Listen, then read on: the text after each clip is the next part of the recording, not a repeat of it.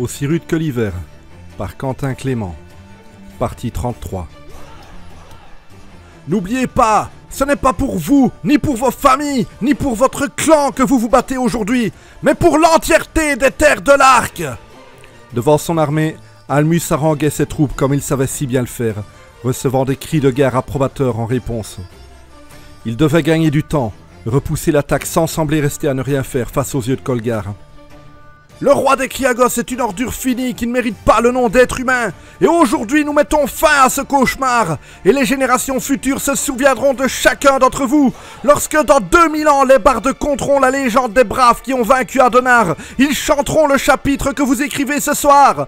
Les héros qui ont mis à genoux les traîtres et leur ont tranché la gorge. Ceux à qui les jeunes rêveront de ressembler. Ceux à qui les femmes penseront lors de leur nuit de noces. Ceux dont le courage inspirera les hommes juste avant de partir se battre. Ces héros légendaires, c'est vous! L'armée hurla de plus belle, scandant le nom de leur clan, de leur village, de toute la gloire pour laquelle ils se battaient. Certains criaient mort à Colgar, tandis que d'autres chantaient en chœur d'anciens poèmes épiques, contant la vaillance de ceux qui se sacrifiaient à la guerre. Almus observait la ville, toujours pas de signal de la part de Vodiar. Avait-il été découvert? Était-il mort? Ou lui aussi fait prisonnier et mené sur le mur pour y être égorgé? Le roi était inquiet. Il ne pouvait pas attendre plus longtemps. Il tourna sa monture vers la ville et leva son épée au ciel. « Battez-vous jusqu'à la mort! Chargez !» Au loin, on entendit une puissante clameur et des ordres hurlés de plus belle. Les Carniques entonnèrent leurs chants guerriers et les premiers cris de douleur probablement tombés sous les flèches des Kriagos. La charge venait d'être lancée. Vodiar songeait que les braves étaient en train de mourir sous les coups de leurs ennemis alors que lui était en sécurité, caché dans une ruelle. Il serrait les dents. Il avait la sensation d'être un lâche. Il observait les autres. Ils semblaient tous aussi mal à l'aise que lui au vu de la situation. Soit ils avaient la même impression, soit au moins ils étaient inquiets pour ceux qu'ils connaissaient et se battaient à quelques kilomètres de là. Un groupe d'une dizaine de guerriers approcha. Ils avancèrent vers la porte de la prison. Un homme fit pénétrer une clé dans la serrure et ouvrit l'entrée. En une seconde, les pauvres Kriagos furent encerclés par 2 fois leur nombre. Les premiers furent percés de part en part, attaqués par derrière. Les suivants eurent le temps de dégainer mais subirent l'assaut avant de pouvoir se défendre. Les derniers luttèrent brièvement avant d'être écrasés par le poids du nombre. Ils hurlèrent mais personne ne sembla y prêter attention. Remarquez-vous un cri en particulier au milieu d'un champ de bataille? Non. « Dépêchez-vous !» ordonna Vodiar en tirant un cadavre à l'intérieur. Aussi vite qu'ils le purent, les Mineros firent entrer les corps inertes de leurs ennemis dans l'entrée de la prison et refermèrent la porte. Après avoir fouillé les corps et trouvé un trousseau de clés, le prince interpella 4 de ses guerriers. « Barricadez la porte, ils vont arriver et nous assiéger. Nous devons les retenir le plus longtemps possible. Les autres, avec moi !» Ils s'élancèrent vers le fond de la salle et empruntèrent les escaliers menant à l'étage supérieur. Ils arrivèrent dans un long couloir, décoré de part et d'autre de cellules étroites aux épais barreaux. À 4 dans chaque case, il devait y avoir pas moins de 30 guerriers enfermés ici. Si on comptait les étages supérieurs et la troupe de Vodiar, il pourrait tenir les lieux avec près de 150 hommes.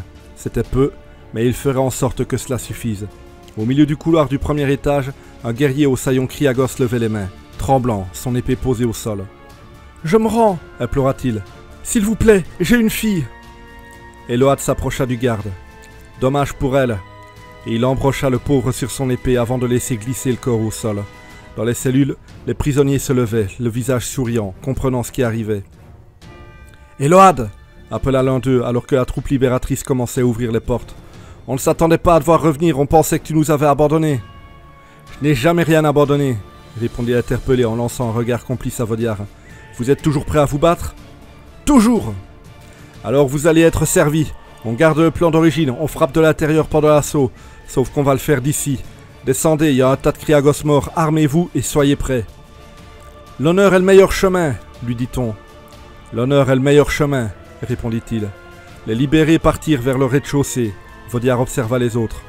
« Très bien, nous allons faire la même chose aux étages supérieurs. Quand tout le monde sera libre et armé, nous lancerons le signal et commencerons le combat. »«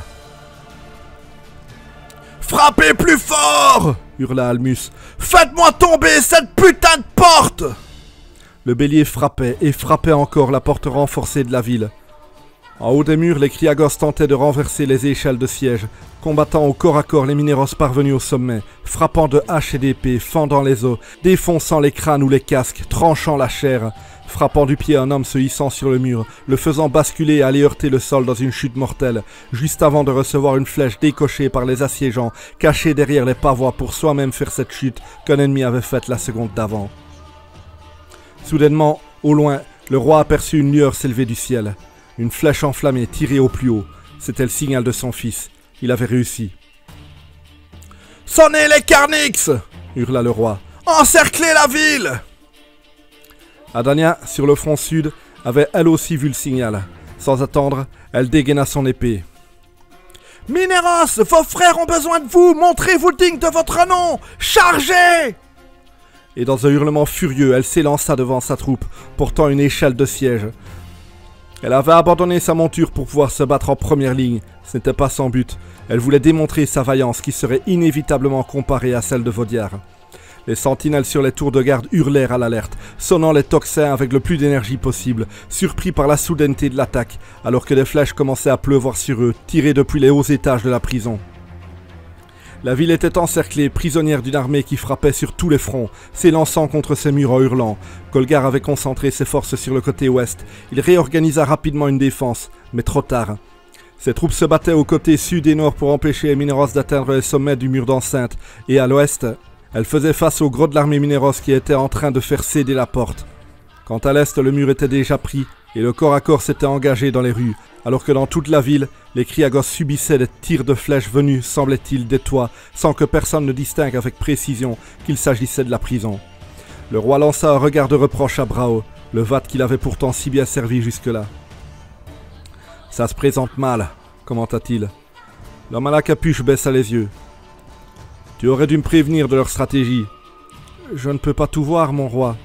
Tu verras encore moins si je te crève les yeux. » On entendit le son d'un choc puissant, suivi par des cris de guerre redoublant d'intensité. « La porte ouest est tombée !» Kolgar soupira, le visage rageur. Il dégaina son épée. « Très bien, je vais aller repousser cet assaut moi-même. »« Vaudiar, ils sont en train d'enfoncer la porte ! Renforcez-la !» Du haut du 3e étage de la prison, le prince et d'autres Mineros tiraient à vue sur tous les Kriagos qu'ils voyaient. Un petit groupe avait repéré leur position et était en train d'essayer de défoncer l'entrée, protégée par des boucliers. « Renforcer la porte, merci pour l'idée, vraiment !» ironisa Eload. « Regarde, à l'est !» Depuis l'étage, ils pouvaient voir une troupe de Mineros combattre l'ennemi dans la rue, prenant petit à petit l'ascendant sur les Kriagos. « Si nous tenons jusqu'à leur arrivée, c'est bon !» Un craquement de bois et le son du fer s'éleva très vite. « Ils sont entrés !» Vaudiar posa son arc et s'élança vers les escaliers en dégainant ses armes. Il arriva très vite au rez-de-chaussée où Mineros et Kriagos, bouclier contre bouclier, se battaient, serrés les uns contre les autres, luttant, certains pour entrer et les autres pour les en empêcher. Le prince s'engouffra dans la mêlée et frappa entre deux de ses confrères, tendant son bras au maximum et atteignit à la tête un adversaire qui hurla de douleur. « Ils meurent les uns après les autres grâce à nos archers !» hurla le prince. « Vous devez tenir !» Puis un rugissement rauque se fit entendre, et comme un seul homme, toute la troupe Kriagos poussa en avant, faisant reculer les Mineros, libérant l'entrée. Certains tombèrent au sol, achevés par les guerriers qui venaient d'investir le hall d'entrée. Les lieux. Vaudiar frappa de sa hachette qui s'enfonça dans l'épaule d'un adversaire, tandis que de son autre arme, il para une attaque venue du flanc. Il élança sa jambe dans un coup de pied au testicule de ce second ennemi qui baissa sa garde sous la douleur et reçut en punition un coup de hache sur la nuque. « Tenez la position !» hurla Vaudiar, déjà aux prises avec un nouvel adversaire. « Ils ne doivent pas monter !» Il reçut un coup de pommeau en plein visage, chancela, esquiva une estoc. Il tenta de se redresser, mais un coup de pied lui écrasa le visage. Il sentit l'os de son nez se briser sous le choc dans une douleur horrible. L'autre le frappa encore. Sonné, le prince élança sa hache à l'aveugle. Il sentit son arme heurter une cheville et entendit son adversaire tomber en hurlant à côté de lui. Alors il frappa à nouveau, verticalement cette fois, et le fer de sa hache s'enfonça dans le ventre du Kriagos dont les cris se changèrent en râles. Vaudiar avait le visage tuméfié et couvert de sang. La bataille était floue, il ne distinguait plus ses alliés de ses ennemis. Il rampa, ne trouvant pas l'équilibre pour se remettre debout. Il sentit un choc dans ses côtes alors qu'un Kriagos venait de le frapper. Il se retourna et le vit, pointe vers lui, s'apprêtant à lui donner un coup de grâce quand une autre lame venue de derrière le perça en premier. Le corps tomba à la renverse, dévoilant le visage d'Adania, elle aussi couverte de sang. Tu me dois un merci, se vanta-t-elle. Il ne répondit pas. Elle interpella une partie de ses hommes. Vous, restez ici, protégez le prince et les archers. Les autres, on part vers la porte ouest. C'est par là qu'est la fête. Avancez, tas de bouffeurs de foutre! Colgar empoigna l'un de ses guerriers et le repoussa en direction de la porte qui était en train de tomber aux mains de l'ennemi. Ses guerriers commençaient à reculer et il devait mettre fin à leur lâcheté, les pousser en avant. « Les bêtes ne craignent pas les hommes !» hurla-t-il. Un cadavre portant le saillon rouge et noir de son clan tomba à ses pieds depuis les hauteurs. Il leva les yeux. Les archers qui protégeaient l'entrée de la ville avaient été débordés. Le mur ouest était tombé. « Levez les boucliers !» ordonna-t-il, protégeant sa tête dans un réflexe fulgurant, tandis que les Mineros en haut du mur décochaient une salve sur les Kriagos. « Avec moi !» Le roi interpella plusieurs groupes faisant masse devant la porte et monta l'escalier menant au mur. Il chargeait devant tous ses hommes, se jetant à corps perdu contre ses ennemis.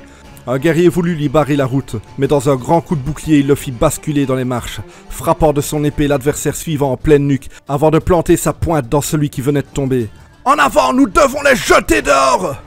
Le roi Kriagos était une admirable force de la nature, luttant sans sourciller contre 4 guerriers capables de continuer le combat malgré les pires douleurs et les pires blessures. Il ne s'arrêterait pas, même isolé, il continuerait de forcer l'ennemi à reculer, frappant encore et encore, sentant le sang éclabousser son visage, la sueur perler de son front, l'adrénaline prendre petit à petit possession de tous ses mouvements, de tous ses réflexes, de la véritable machine à tuer que des années de guerre avaient fait de lui. Les Mineros commençaient même à reculer, à éviter le combat face à lui. « Les bêtes ne craignent pas les hommes !» rugit-il encore. Dans un nouveau cri rauque, il s'élança de tout son poids, de toute la puissance de son corps, bouclier en avant, et fit basculer en bas du mur un Mineros qui entraîna 3 de ses frères avec lui. Colgar se retourna, son armée semblait reprendre du poil de la bête, enivrée par l'exemple de brutalité qu'il venait de leur donner. Le haut du mur semblait presque repris, mais la défense de la porte continuait de reculer. Il dévala l'escalier, bouscula ses guerriers afin de se remettre en première ligne et commença à faire ce qu'il avait toujours fait de mieux. « Pourquoi n'avançons-nous plus ?» demanda Almus, qui voyait que ses troupes, un instant plus tôt presque victorieuses, peinaient maintenant à faire le moindre pas. « Colgar s'est joint au combat et il nous donne du fil à retordre, » lui répondit un capitaine venu au rapport. « Bien, je vais suivre son exemple. Apportez-moi mon bouclier !» Le roi descendit de cheval et se saisit des armes qu'un écuyer lui tendait avant de courir vers la mêlée qui se jouait dans l'entrée.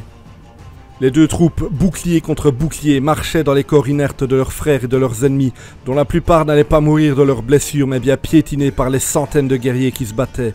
Almus bouscula ses hommes, avançant vers Colgar. Son rival le vit venir à lui, un sourire carnassier se dessina. Les 2 rois se retrouvèrent finalement face à face, bouclier contre bouclier, armée contre armée, dans ce combat qui allait sonner la fin du règne de l'un des 2. Almus piqua de son épée par-dessus la protection de son adversaire, mais le coup glissa sur sa cuirasse. Colgar frappa du pied dans le bouclier du Mineros. Ce dernier encaissa le coup, mais sa défense baissa, laissant juste le temps aux Kriagos de frapper des stocks. Mais l'attaque fut parée par l'assiégeant, qui profita que son bouclier était de côté pour cogner en plein élan celui de Colgar. Ce dernier manqua de basculer et ouvrit totalement sa garde. Almus se jeta sur lui, pointe de l'épée en avant. Ainsi un roi pouvait être mortellement blessé.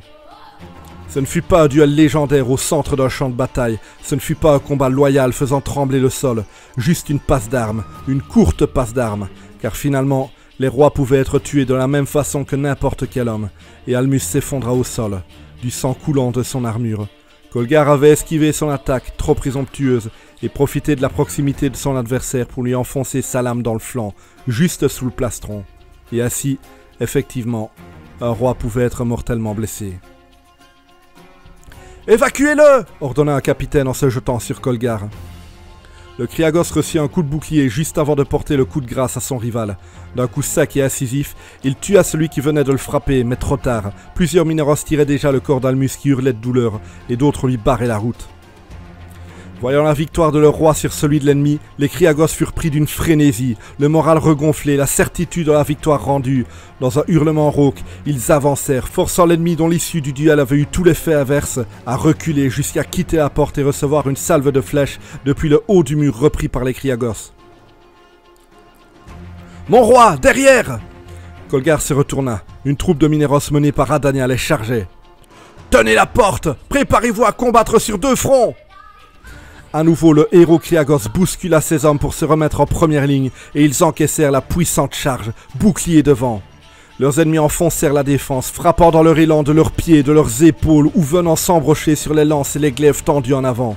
Adania, qui avait vu Kolgar devant ses hommes, l'avait chargé, lui seul, et pas son armée. C'était un combat entre elle et le roi. Le colosse la frappa, elle esquiva. Il revint d'un coup de bouclier à revers, mais la guerrière encaissa le choc, se saisissant de la défense, et pivota, forçant le roi à suivre son mouvement. D'un coup d'épée, elle trancha la sangle qui maintenait la protection au bras de Kolgar, ainsi que sa chair au passage. Lâchant son bouclier et emporté par son élan, le roi chancela et s'écrasa au sol. Il voulut se relever, mais la guerrière lui asséna un violent coup de pied au visage, qui le força à rester au sol, alors que la lame d'Adania s'enfonçait dans sa gorge. Et une fois de plus, ainsi, un roi pouvait être mortellement blessé. Elle leva son épée ensanglantée au ciel. Les Mineros de ce côté-ci du mur ne savaient pas qu'Almus était vaincu. Persuadés que la victoire tout entière était acquise, ils combattirent avec plus de hargne et de férocité que jamais. Les Kriagos, toujours debout, commencèrent à jeter leurs armes au sol. Les Mineros étaient victorieux. Vodiar revenait doucement à lui. Après le combat, il avait perdu connaissance. Il avait terriblement mal à la tête et se sentait nauséeux. Mais il était vivant. Il se redressa doucement. Le monde tournoyait autour de lui et il avait la sensation qu'il pouvait encore perdre connaissance à tout instant. Au loin, il entendait des cris de joie. La bataille était terminée. Un des anciens prisonniers vint l'aider à se relever. Les quelques qui étaient encore là avaient un sourire radieux. Il comprit vite quel camp l'avait emporté. « On a gagné, mon prince. »« Arrête de m'appeler ainsi, je ne suis plus prince. »« Mais vous n'avez pas entendu le reste ? On a gagné, monsieur. Ha !» Dehors, les habitants de Rorik se joignaient aux festivités, heureux d'être libérés des Kriagos. Bon, ce n'était jamais que la deuxième fois en un an, mais avec la mort de Kolgar, on pouvait espérer que cette fois serait la bonne. Adania entra dans la pièce. Vodiar lui sourit, mais elle avait l'air grave. « Ton roi demande à te voir, » annonça-t-elle. « Tu diras à mon père que je viendrai dans quelques minutes, » répondit-il en s'asseyant. « J'ai besoin de repos, il peut fêter ce massacre sans moi. » La femme avança vers lui. Il se leva, prêt à se défendre contre cette garce qui le défiait sans cesse. Mais elle posa une main sur son épaule. Il crut brièvement à une agression, mais c'était un geste amical. Il la regarda. Ses yeux étaient pleins de tristesse et de compassion. Cela ne ressemblait vraiment pas au caractère de la femme. « Vodiar, va à la porte ouest. » Il comprit que quelque chose n'allait pas. Sans prendre en compte son état, il s'élança vers la sortie et accourut vers le lieu où il était attendu. Un capitaine le conduisit à une petite maison où on avait posé le corps de son père. Le roi respirait à peine. Sa peau pâle était celle d'un mort, et la table sur laquelle on l'avait posé était couverte de sang. C'était la fin. Un homme qu'il avait aimé, un homme qu'il avait haï, un homme qu'il avait respecté, un homme qu'il avait méprisé. Son père. Avec lui, dans la pièce, plusieurs capitaines et Greygun, le druide, l'accompagnaient dans son dernier voyage. Vodiar s'avança et lui prit la main. Ils s'étaient tellement disputés, tellement battus, et aujourd'hui, plus rien de tout cela n'aurait eu d'importance. Le roi regarda son fils pour la dernière fois, la fierté dans les yeux. Il lui sourit. Il prit une profonde aspiration. Le simple fait de parler devait lui être difficile. « Ce n'est pas demain que nous ferons le tricot que nous nous sommes promis en partant, n'est-ce pas ?» Vodiar réprima un rire. « Non, père, ce n'est pas vraiment le genre de notre famille. »« Alors arrête de me regarder comme ça, les larmes aux yeux, je veux pas laisser de pleurs derrière moi en partant. » Le fils serra plus fort la main de son père. « Tu ne laisses pas de larmes, tu laisses du sang. Le sang des ennemis du clan que tu as vaincu aujourd'hui. » Le roi et le prince se regardaient dans les yeux pour la dernière fois. Un adieu sans mots. « Je ne vais pas te demander de prendre ma place de roi. Mais dis-moi, mon fils, seras-tu un jour heureux au moins ?»« Heureux ?» Vodiar soupira. Tout le problème était justement là. « Les gens courent après le bonheur ?» expliqua-t-il sans oser répondre simplement non à un mourant. « Être heureux, il voit ça comme la chose la plus importante, la seule et unique priorité. Avant l'honneur, avant la justice. Et moi je suis différent. J'ai assez de force pour vivre sans le bonheur. C'est pas lui mon but. Je m'accomplis par le sacrifice et l'honneur, je me fiche pas mal d'être heureux. Les gens se battent pour ça, égoïstement, juste pour leur petite personne. Ils pensent que s'ils ne sont pas heureux, leur vie est un échec, ou pire, certains estiment qu'être heureux est un droit. Mais si on mettait moins le bonheur sur un piédestal, si les gens acceptaient de vivre sans, et de se concentrer sur la lutte face aux vrais problèmes plutôt qu'à leur petite personne, le monde tournera enfin. Au final, on vit mieux sans être heureux.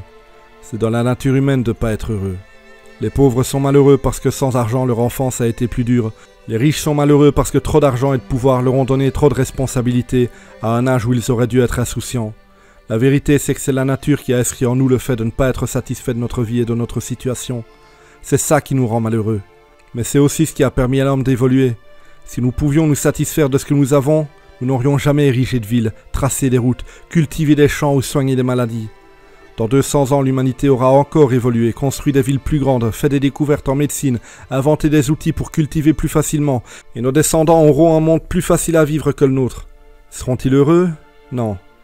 Et c'est parce que ce monde-là ne sera pas encore assez bien pour eux que certains d'entre eux tenteront de l'embellir. Et leurs descendants ne seront pas heureux non plus et inventeront encore d'autres moyens d'avoir la vie plus facile. Le problème de l'humanité, c'est que les gens veulent être heureux, mais ne le sont pas. Alors ils se battent pour le devenir, au lieu de comprendre qu'ils ne le seront tout simplement jamais. Car notre nature nous interdit de nous satisfaire de notre situation. S'ils le comprenaient, ils ne se battraient plus égoïstement pour ça. Ils accepteraient d'être tout simplement malheureux et s'activeraient à d'autres causes. Des causes qui ne concerneraient pas le bonheur inatteignable de leur petite personne. « Vaudiard !» le coupa Almus. « Ferme ta gueule ! Je suis sur le point de crever et te voilà à te perdre dans tes discours moralisateurs. T'es vraiment un emmerdeur. » Le prince lui sourit. « Toi aussi, père. » Le roi lui rendit son sourire, et petit à petit lâcha la main de son fils, avant de rendre son dernier râle. Vaudiard recula d'un pas. Il s'inclina avec respect. Un grand homme venait de mourir. Un crétin, borné, imbu de sa personne, sans cesse en train de chercher à imposer ses idées aux autres. Dans le fond, il se ressemblait plus qu'il ne l'aurait admis. Son père, un grand homme. Adania entra. Elle avait épié toute la conversation. Vaudiard la remarqua. « Que ressens-tu » demanda-t-il. « Tu vas être reine ?»« Ce n'est pas du tout comme ça que j'envisageais de le devenir, » répondit-elle, l'émotion dans la voix. Vaudiard lui sourit. « C'est rare, mais je t'avoue que là, je sais que tu dis la vérité. » La femme lança un regard au druide. « Tu as quelque chose à me dire » demanda Greygoon. « Parle !»« Nous avons fait de nombreux prisonniers, dont un certain Brao, le vat qui a poussé au meurtre de Diina et à l'assaut de cette ville. Où est-il ? Ligoté dans une pièce, isolé. » Le sage avança, dans son regard une colère noire que personne ne lui connaissait. « Mène-moi à lui. » La femme regarda Vaudiard. « Je ne suis plus Minoros, » répondit-il avant que la question lui soit posée. « Occupez-vous de ça, je vais rester ici, dire adieu à mon père. » « Prends tout ton temps. » Et elle quitta la maison, suivie par Greygoon. Brao avait peur. Il était solidement attaché et bâillonné. Il savait qu'on allait venir et le faire parler. S'il savait qu'il était derrière l'assassinat de la druidesse de la capitale, il se doutait peut-être qu'il était un disciple d'Adonar. Alors il serait prêt à tout pour le forcer à dire ce qu'il savait. Il transpirait. L'attente était insupportable. Il vit finalement entrer deux personnes dans la pièce. Un druide, accompagné d'une femme en armure, couverte de sang. Greygoon lui retira son bâillon. « Pitié !» implora-t-il. « Je n'ai fait que servir le roi Colgar. Il me faisait peur, je n'avais pas le choix. »« Tu lui as demandé de tuer Diina » l'accusa Greygoon d'un ton intimidant. « Espèce de sale !»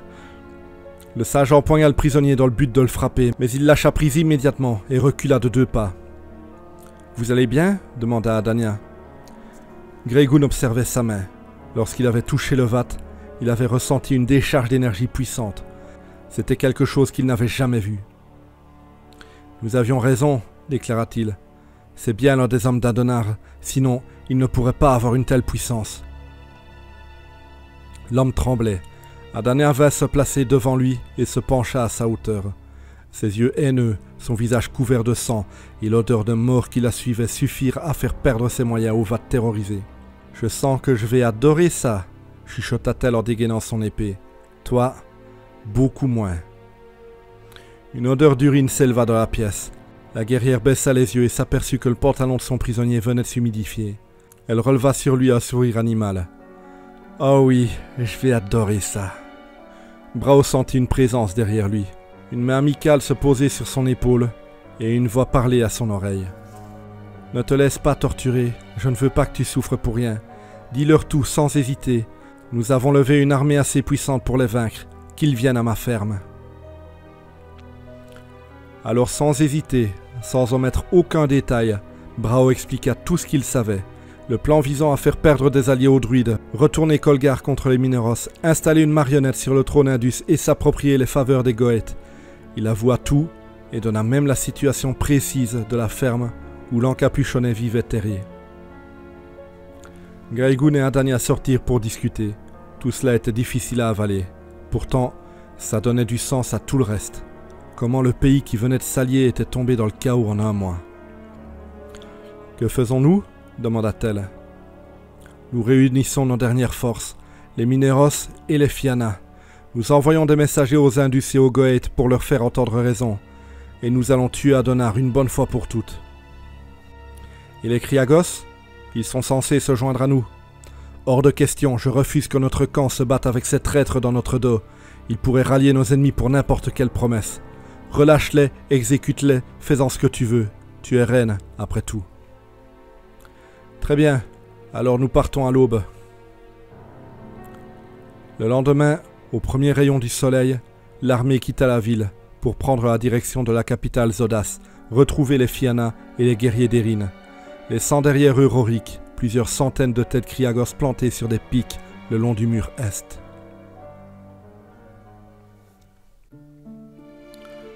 28e jour du mois de l'Aulne, ferme d'Adonar. Arella se blottit contre le torse d'Argor. Dans la couche de ce qui avait été la cellule de la jeune fille, leurs deux corps nus étaient serrés l'un contre l'autre, alors qu'ils reprenaient leur souffle. Il passa sa main dans ses cheveux et posa un baiser sur le front de la jeune femme, avec infiniment plus de délicatesse qu'il n'en avait fait preuve durant leurs ébats, l'un comme l'autre. Ils vivaient ainsi depuis les derniers jours, s'entraînant au combat la journée, faisant l'amour le soir. Il ne manquait de rien. Le foyer était chaud, la table toujours garnie, et la compagnie des disciples d'Adonar plutôt agréable. Argor avait demandé à sa compagne si elle connaissait le rôle qu'avait joué l'encapuchonné dans la guerre contre les cannibales. Elle lui avait répondu qu'il lui avait juste expliqué avoir participé à leur défaite à sa façon. Le jeune homme avait grincé des dents. Quelle curieuse manière de présenter les choses. Il ne lui avait pas dit toute la vérité non plus. Il avait hésité à lui révéler toute l'histoire, mais cela aurait voulu dire avouer avoir été un cannibale et avoir rejoint ceux qui avaient tué tous ceux qu'elle connaissait. Cacher cette réalité était difficile. Il devait en permanence feindre une faiblesse qu'il n'avait pas, faire semblant d'être essoufflé, comme maintenant, de forcer en portant des charges, ne pas frapper trop fort lors de leur duel et régulièrement faire exprès de perdre. Mais jusque-là, elle n'avait rien remarqué de suspect, ou si elle l'avait fait, elle ne le montrait pas.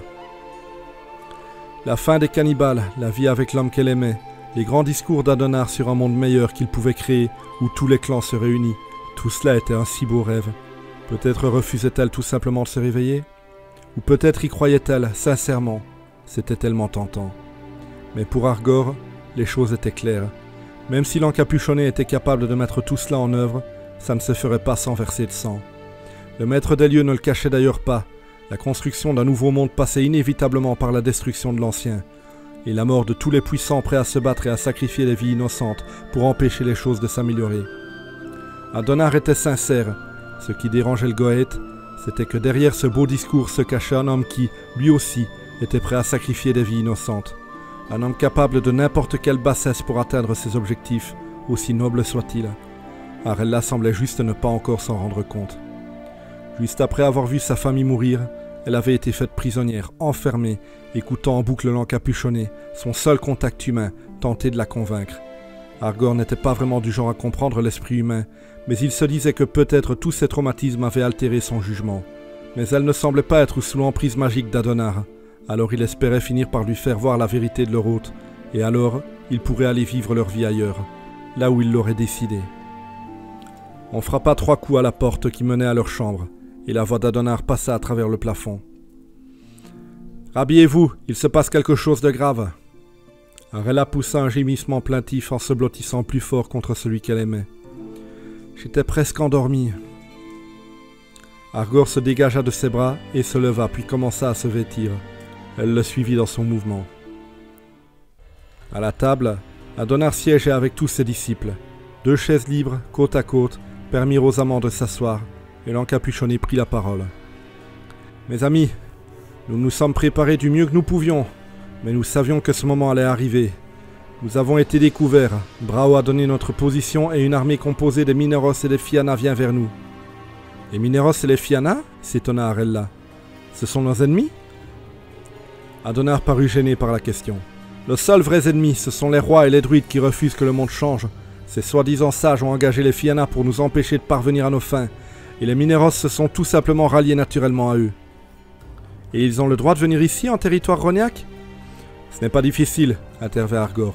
Une lettre et un pot de vin au chef du village du coin, et n'importe quelle armée a le droit de traverser ce clan. Mais nous n'arriverons jamais à vaincre une armée, pas tout seul. »« Pas sans une autre armée, répondit l'encapuchonné dans un sourire. J'ai moi aussi quelques alliés, des noms qui vont vous dire quelque chose. Les Goeths et les Indus. » Arella sursauta. « Nos 2 clans ? Ils se battraient ensemble ? » ?»« Je te l'ai dit, je veux que les anciens ennemis s'allient pour ne former qu'un seul et unique peuple. Aujourd'hui, j'ai assez d'influence pour faire que ces 2-ci le fassent. Bon, ils ne sont pas encore alliés, mais ils accepteront de combattre côte à côte. Maintenant, lorsque l'un de ces clans aura besoin d'aide, l'autre la lui fournira parce que je l'y pousserai. Et avec le temps, ils deviendront de fidèles amis. C'est comme ça que je ferai s'entendre l'ensemble des terres de l'Arc. Et c'est comme ça qu'un jour nous pourrons faire face à nos véritables ennemis qui n'attendent qu'un instant de faiblesse pour venir reprendre ce pays. » Mais tout ça a quand même commencé dans le sang. Adonar lui lança un regard. « Et si certains ne me font pas confiance, c'est qu'ils ont peur du changement. N'ai-je pas raison, Arella ?»« Si, bien sûr, répondit la jeune femme. Mais avec le temps, ça viendra. » L'encapuchonné sourit sans lâcher Argor du regard. « Avec le temps, ça viendra, répéta Adonar d'un ton lourd de sens. Le Goëte fulminait. Se moquait-il de lui ? Cherchait-il à lui faire savoir que la femme qu'il aimait était totalement sous son emprise et qu'il l'utilisait comme otage pour le forcer à rester dans son camp, comme il l'avait déjà fait ? Il se calma et rendit son sourire à l'encapuchonné. Il avait le dessus, et Argor le félicita intérieurement pour la façon dont il menait ses pièces sur l'échiquier, se demandant en même temps s'il pouvait réellement l'entendre. « Vos 2 clans savent juste qu'une menace pour eux avance ici, » expliqua Adonar. Que les Mineros et les Fianna cherchent à s'approprier du pouvoir et à prendre pied dans le centre. Ils vont venir leur barrer la route et les empêcher d'atteindre cette ferme. Je sais d'avance que le gros de l'armée qui vient vers nous va se battre, mais un petit groupe va les contourner et venir ici. Argor, Arella, vous êtes les 2 seuls vrais guerriers. Nous vous prêterons main forte, mais c'est surtout sur vous que je compte. C'est chez moi ici, répondit Arella d'un ton volontaire. Je ne laisserai plus jamais personne me voler mon foyer. Et je resterai me battre, reprit Argor, pour aider la femme que j'aime et rien d'autre. Tant qu'elle considérera qu'elle est chez elle ici, je défendrai cet endroit. Elle lui sourit, sans comprendre que ses paroles n'avaient rien de romantique, mais n'étaient qu'un défi à Adonar. Une façon de lui faire comprendre qu'il n'avait pas sa loyauté et ne l'aurait probablement jamais. Et même qu'il envisageait de partir un jour. Fin de la partie 33.